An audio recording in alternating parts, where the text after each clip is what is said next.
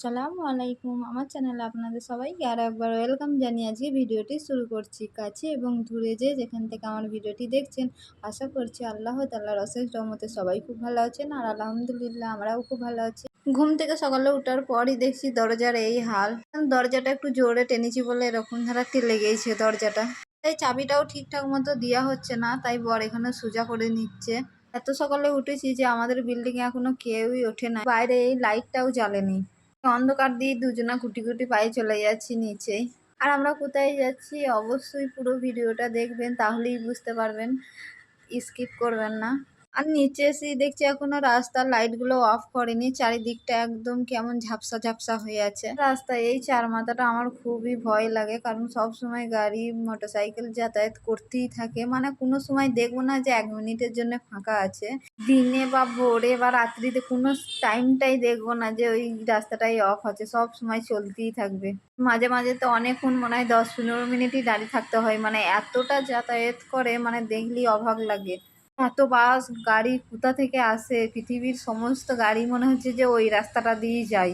আর হাঁটতে হাঁটতে আমি কত দূর চলে এসেছি আমি নিজেও জানি না। চারিদিকটা দেখছি, কারণ এই জায়গাটায় আমি আগেও আর একবার এসেছিলাম, কিন্তু ঠিক করতে পারছি না। আর আমার বরটাকেও দেখতে পাচ্ছি না, কোথায় যে গেল। চারিদিকটা খুঁজে খুঁজে আমি বেড়াচ্ছি। আর ওই যে মহারাজা আসছে, এতক্ষণ পর দেখা দিল, একটু দর্শন দিল আমাকে।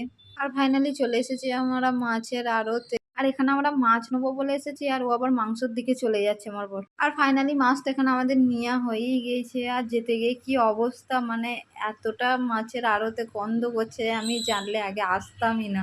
কারণ মাছের আড়তে আমি ভেতরে ঢুকিই নাই, আমার বরই গিয়েছিল মাছের আড়ত থেকে, ওখান থেকে মাছটা নিয়ে আসলো।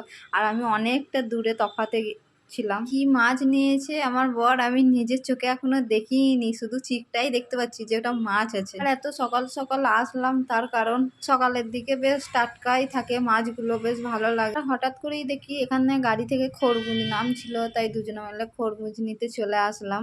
খরমুজ নেওয়া হয়ে গেছে, ফাইনালি চলে এসেছি ঘরে। আর এখানে চাটা খেয়ে নিই। আর এতক্ষণ পর আমি দেখলাম যে কম ফেট মাছ নিয়েছে, অনেক কটাই নিয়ে এসেছে। আর বড় ওইদিকে চাটা খেয়ে চলে গেল, তার ডিউটিতে চলে গেল, আর আমি এইদিকে আমার ডিউটিতে লেগে গেলাম। মাছ কটা বেছে আমি সাইড করে রেখে দিয়েছি, আর তার সাথে চলে এসেছি আমি এখানে রুটি করতে। রান্নাটা পরে, আগে আমি খাবার জোগাড়টা এখানে করে নিই। এখানে দুটো আমি রুটি করব ভাবলাম, এখানে দুটো থেকে আমার 3টে হয়ে গেছে। আমি জানি যে অনেক কিছুরই বাচ্চা হয়, আমি জানি না যে রুটিরও বাচ্চা হয়। এখানে 3টে হয়ে গেছে আমার।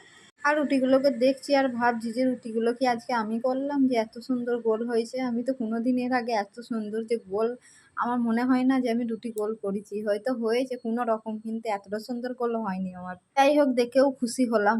মানুষ খেয়ে খুশি হয় না, দেখেও খুশি হয়। আর এখানে আমার রুটি করা হয়ে গেছে, আগে খেয়ে নিই তারপর কাজ করি আমি।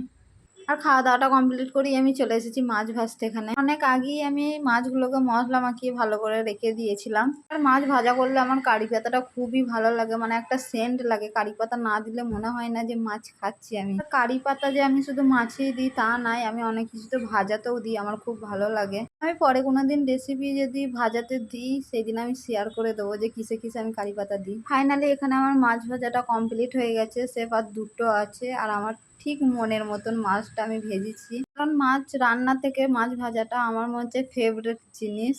আর যেই ভাজা হয়ে যায় আমার তো দিকে একদম মনে হয় যে কখন খাবো কখন খাবো। তাই আমার ভাজাটা কমপ্লিট হয়ে গেছে। আর এখানেও আমি একটা মাছ নিয়ে নিয়েছি, দেখবো যে খেয়ে কেমন। আর এটা হচ্ছে বিকালের ভিডিও। আর বড় এদিকে ডিউটি থেকে চলে এসেছে, তাই খরমুজটা ছিল তাই কেটে নিলাম। আর কাটার সময় মনে মনে একটা জিনিসই ভাবছিলাম যে লাল হবে তো অনেক টাইমে হয়তো একটু সাদা সাদা টাইপের থাকে। মাশাআল্লাহ অনেক সুন্দর, যেমন সুন্দর সেরকম লাল, সেরকম মিষ্টি, একদম পারফেক্ট। ছাদে এসে হঠাৎ করে দেখছি এখানে পানি হচ্ছে, কারণ ঘরে যখন ছিলাম তখন পানি বলতে কিছু বুঝতেই পারিনি। আর ছাদে আসলাম, দেখছি যে ফোঁটা ফোঁটা পানি পড়তে আরম্ভ করে দিয়েছে।